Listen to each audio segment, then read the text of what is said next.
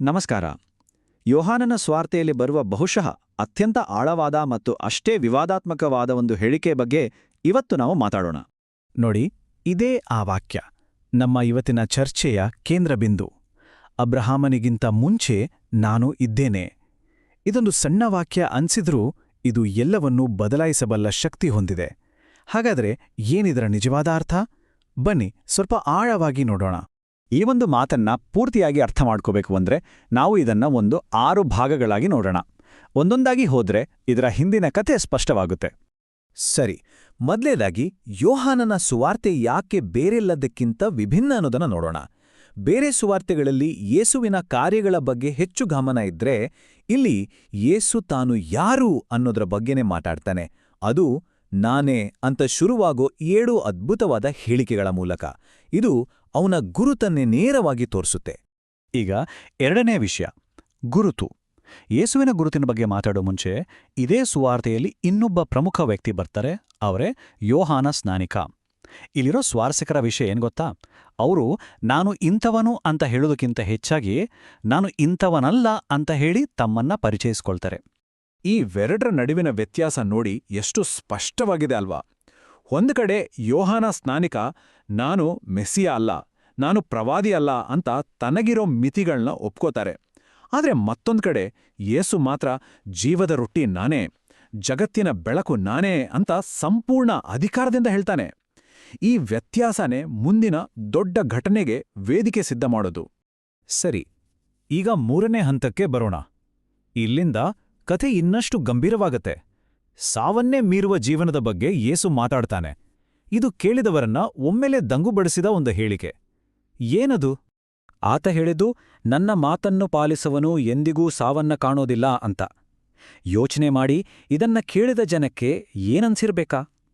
ಅವರ ಕಣ್ಣು ಮುಂದೆ ಅಬ್ರಹಾಮ, ಪ್ರವಾದಿಗಳು, ಎಷ್ಟೋ ಮಹಾನ್ ವ್ಯಕ್ತಿಗಳು ಸತ್ತೋಗಿದ್ರು. ಹಾಗಿದ್ದಾಗ ಈ ಮಾತು ಅವರಿಗೆ ಹೇಗೆ ಅರ್ಥ ಆಗ್ಬೇಕು? ಏನಿದರ ನಿಜವಾದ ಮರ್ಮ? ಹೌದು, ಇದರ ಹಿಂದಿರೋ ಅರ್ಥ ತುಂಬಾನೇ ಅದ್ಭುತವಾದದ್ದು. ಯೇಸು ಇಲ್ಲಿ ಮಾತಾಡ್ತಾ ಇದ್ದಿದ್ದು ನಮ್ಮ ಶರೀರಕ್ಕೆ ಬರುವ ಸಾವಿನ ಬಗ್ಗೆ ಅಲ್ಲ, ಬದಲಾಗಿ ಸಾವೇ ನಾಶ ಮಾಡೋಕ್ಕಾಗದಂತಹ ಒಂದು ಜೀವನದ ಗುಣಮಟ್ಟದ ಬಗ್ಗೆ. ಅಂದ್ರೆ ದೇವರಲ್ಲಿ ಬೇರೂರಿದ ಒಂದು ಉದ್ದೇಶ, ಕ್ಷಮೆ ಮತ್ತು ಅರ್ಥದಿಂದ ತುಂಬಿದ ಜೀವನ.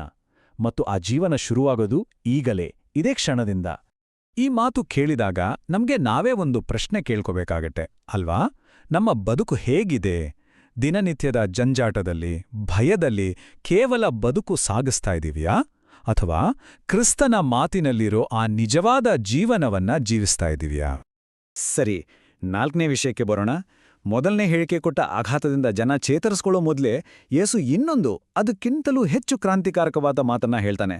ಈ ಸಾರಿ ತನ್ನ ಗುರುತನ್ನ ನೇರವಾಗಿ ಅಬ್ರಹಾಮನಿಗೆ, ಅಂದ್ರೆ ನಂಬಿಕೆಯ ಪಿತಾಮಹನಿಗೆ ಜೋಡಿಸ್ಬಿಡ್ತಾನೆ. ನೋಡಿ, ಆತ ಹೇಳಿದ್ದು ಅಬ್ರಹಾಮನಿಗಿಂತ ಮುಂಚೆ ನಾನು ಇದ್ದೇನೆ ಅಂತ.